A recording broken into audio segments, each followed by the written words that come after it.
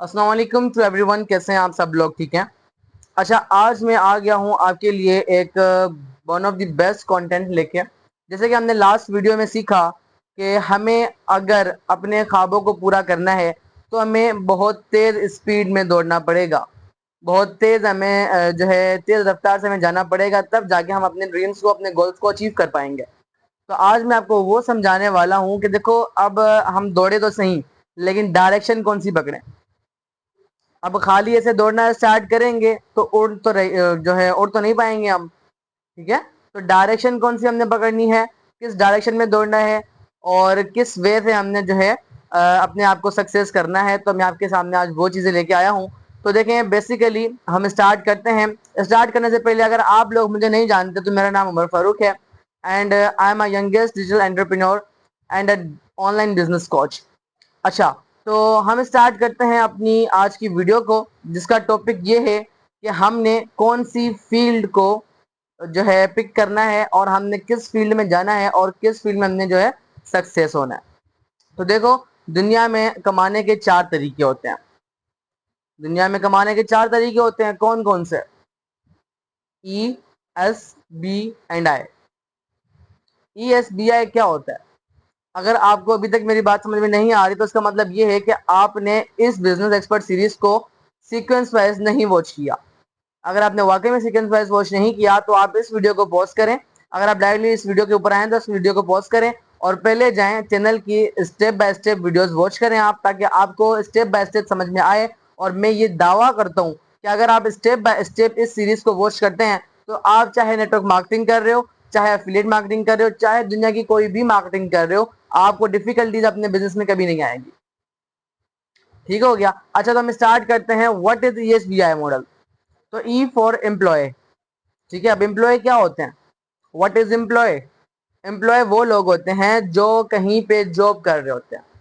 Salary based person को हम employ बोलते हैं, जॉब होल्डर बोलते हैं, और सिंपल वर्डिंग में उसको हम जो है नौकर बोलते हैं, जो नौकरी करता है। वो क्या करता है? वो अपना टाइम देता है, साथ अपनी स्किल्स देता है। अपना टाइम और स्किल्स देने के ऊपर उसको जो पैसा मिलता है उसको उसकी जो है सैलरी बोला जाता है। तो ये कमाने का ये तरीका हो गया। कमाने का जो सेकंड वे है वो हमारे पास है एस। अब एस फोर आता है सेल्फ एम्प्लॉयड। ठीक है। अब सेल्फ एम्प्लॉयड वो होता है, वो पर्सन होते हैं जो कि कोई अपनी छोटी मोटी सी दुकान खोल लेते हैं, या अपनी कोई छोटी सी जो है शॉप ओपन कर लेते हैं। कोई मार्ट ओपन कर लिया, कोई किराने की दुकान, कोई जो है दूध की डेयरी, कुछ भी XYZ जिन्होंने अपना ओपन कर लिया, उसको हम बोलते हैं सेल्फ एम्प्लॉयड पर्सन। अब सेल्फ एम्प्लॉयड पर्सन कुछ ऐसे होते हैं जो खुद को बिजनेसमैन समझ रहे होते हैं, लेकिन ऐसा नहीं होता। सेल्फ एम्प्लॉयड पर्सन होते हैं। ठीक है। बिजनेसमैन अलग होते हैं। अब बिजनेसमैन क्या होते हैं वो मैं आपको आगे समझाऊंगा। लेकिन सेल्फ एम्प्लॉयड पर्सन क्या करते हैं? वो ये करते हैं कि वो अपना पैसा भी लगाते हैं, अपना टाइम भी देते हैं। ठीक है। तब जाके उनकी दुकान चलती है। ठीक हो गया। अब कुछ सेल्फ एम्प्लॉयड लोग ये भी कहते हैं सर, अगर हमने जो है अपनी दुकान पे चार पांच बंदे रख लिए, चार पांच बच्चे जो हमने हायर कर लिए, तो हम जो है सेल्फ एम्प्लॉयड नहीं रहेंगे, हम बिजनेसमैन बन जाएंगे, कि फिर हमारी इन्वॉल्वमेंट खत्म हो जाएगी। तो उसका आंसर भी है नो। देखो, अगर उन्होंने कुछ जो है बंदे भी हायर कर लिए तो उसके बाद भी वो कहीं आउटिंग पे 2-2.5 महीने के लिए घूमने के लिए नहीं जा सकते। अगर जाएंगे तो जब वापस आएंगे तो उनके उस जगह पे उसकी शॉप नजर ही नहीं आएगी। क्योंकि हमारे बड़ों ने जो है कहा था, या कहावत एक चलती आ रही है कि अगर पराए बच्चे कमा के खिला दें आपको तो बंदा अपने खुद की पैदा ही ना करे। तो इसलिए सेल्फ एम्प्लॉयड पर्सन हमेशा सेल्फ एम्प्लॉयड पर्सन ही रहेगा और जॉब होल्डर में जॉब होल्डर ही रहेगा। अब आते हैं हम जो थर्ड कैटेगरी के ऊपर। कमाने का जो तीसरा तरीका है वो है बिजनेस का। अब बिजनेसमैन कौन होते हैं? बिजनेसमैन वो होते हैं जो एक अपना सिस्टम क्रिएट करते हैं, अपना एक नेटवर्क बना देते हैं, जिनका नेटवर्क उनको पैसा दे रहा होता है। अब कैसे?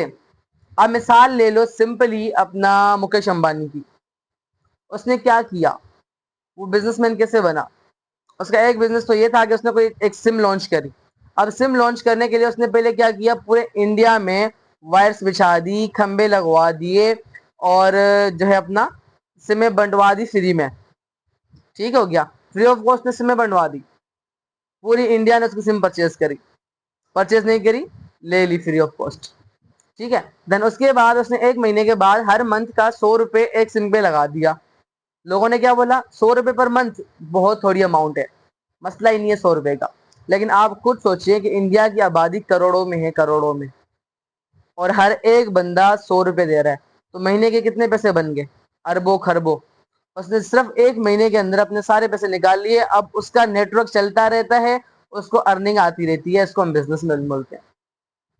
ठीक हो गया। और फोर्थ कैटेगरी है इन्वेस्टर्स की। ई फॉर एम्प्लॉय बता दिया मैंने आपको, बी फॉर जो है एस फॉर सेल्फ एम्प्लॉय बता दिया, बी फॉर बिजनेसमैन बता दिया, आई फॉर जो लास्ट कैटेगरी वो है इन्वेस्टर्स की कैटेगरी।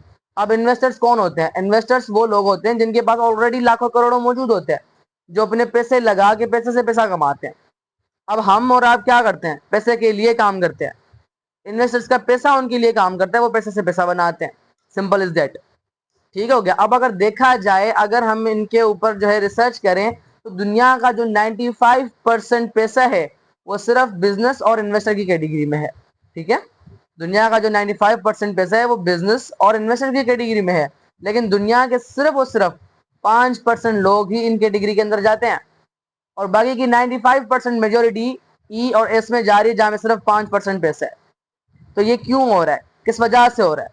इसका सिंपल रीजन ये है कि हमें जो स्टडी दी जाती है अपने कॉलेज, यूनिवर्सिटी और स्कूल्स में, वो इस काबिल ही नहीं है कि हम इन्वेस्टमेंट्स करें या हम बिजनेसमैन बने। तो फर्स्ट ऑफ ऑल हमें जो है अपनी स्टडी को थोड़ा सा चेंज करना होगा, या अपनी स्टडी के साथ साथ हमें एक बुक रीड करनी होगी।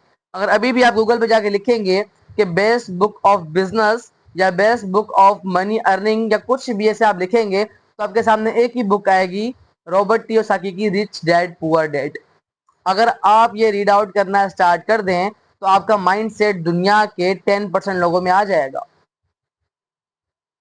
ठीक हो गया। तो ये 4 कैटेगरीज मैंने आपको बता दी। अब आपने डिफाइन करना है कि आप किस कैटेगरी में आओगे, और मेरे हिसाब से जो इन सब में से बेस्ट कैटेगरी है, क्योंकि देखो मैं तो समझ गया कि ई और एस में कुछ भी नहीं रखा, सिर्फ 5% पैसा है दुनिया का, और कंपटीशन भी बहुत ज्यादा, और आगे बी और आई कंपटीशन बहुत कम, और पैसा 95%। अब बिजनेस और इन्वेस्टर की कैटेगरी, इन दोनों कैटेगरीज में हमने किस कैटेगरी को पिक करना है? आप बताएं, कमेंट करें मुझे कि हमने किस कैटेगरी को पिक करना है। अगर हम इन्वेस्टर बनना चाहते हैं, तो हमारे पास ऑलरेडी लाखों करोड़ों होने चाहिए जिनको हम इन्वेस्ट करके अपने पैसे से पैसा कमाएं। अगर हम इन्वेस्टर नहीं बन सकते, हमारे पास ऑप्शन नहीं है इन्वेस्टर का, तो हमें बनना पड़ेगा बिजनेसमैन या बिजनेस वूमैन। अब वो हम कैसे बनेंगे? आप बिजनेसमैन कैसे बनोगे या आप बिजनेस वूमैन कैसे बनेंगी? उसके लिए आपको फाइंड आउट करने पड़ेंगे बिजनेस के वेज, कि आपने किस टाइप का बिजनेस करना है।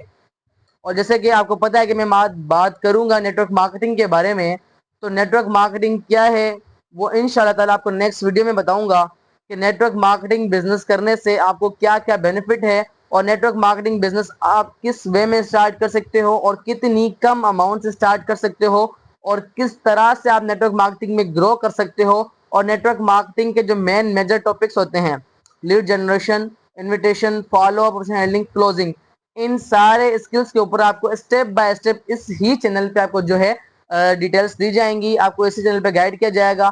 तो आप हमारे साथ जुड़े रहें और देखते रहें ट्विंस जर्नी।